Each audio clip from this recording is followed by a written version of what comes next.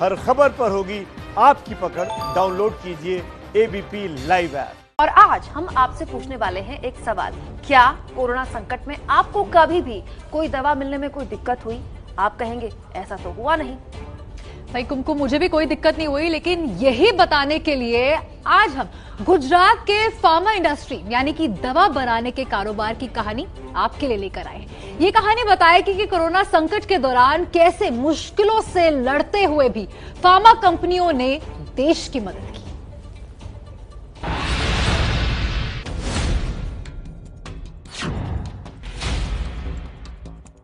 गुजरात, देश का pharma hub. Zydus Cadila से लेकर सन फार्मा तक 1060 छोटी बड़ी दवा कंपनियां हैं गुजरात में। देश में बनाई जाने वाली कुल दवाइयों का 33% उत्पादन अकेले गुजरात में होता है।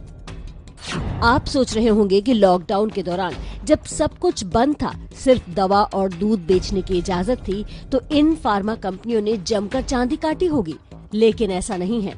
इनिशियली लॉकडाउन अनाउंस हुआ तो हमारे पास इमीडिएटली कोई मैकेनिज्म नहीं थे लोगों को यूनिट्स तक लाने के। तो right from that day one from the association हमने ट्राई किया कि हम गवर्नमेंट से बात करें, और गवर्नमेंट ने इमीडिएटली रिस्पॉन्ड किया।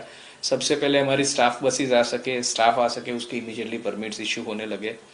जब स्टाफ मिलने लगा तब मालूम पड़ा कि मटेरियल जो स्टॉक में था वो यूज़ होने लगा, अभी नया मटेरियल नहीं आ रहा है।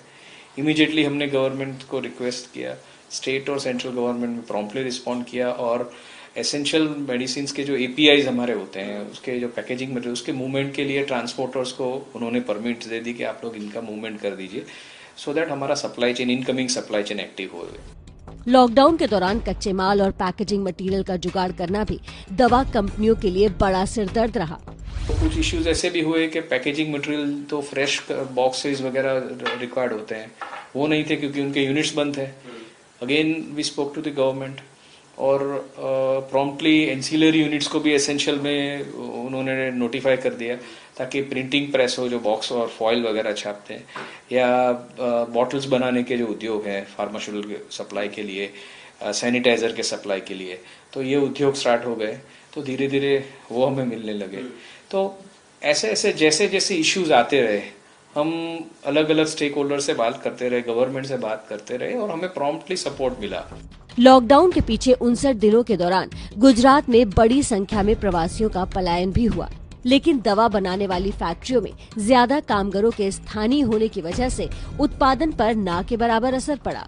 इनिशियली कुछ लॉकडाउन 1 और 2 में ये इश्यूज थे कि इंटर डिस्ट्रिक्ट मूवमेंट नहीं हो पा रहा था। तो ऐसे कुछ डिस्ट्रिक्ट्स थे जो इस तरह से लोकेटेड थे कि उनके जैसे सूरत का है कि सूरत में किसी का प्लांट है और नवसारी से लोग आ रहे हैं, या भरूच और उस एरिया में है, तो वहां पर ये था कि प्लांट कोई एक डिस्ट्रिक्ट में है और उसके काफी मैन पावर दूसरे, यानी डिस्टेंस 10 ही किलोमीटर होगा लेकिन डिस्ट्रिक्ट अलग है। तो वहाँ इनिशियली मूवमेंट में काफ़ी प्रॉब्लम्स आए थे, लेकिन अगेन हमने अप्रोप्रिएट अथॉरिटीज़ को ये रिप्रेजेंट किया, और उन्होंने गाइडलाइंस भी दे दी लोकल एडमिनिस्ट्रेशन को कि अगर ये एसेंशियल सर्विसेज के लोग हैं तो आप इंटर डिस्ट्रिक्ट उनको मूव करने दीजिए।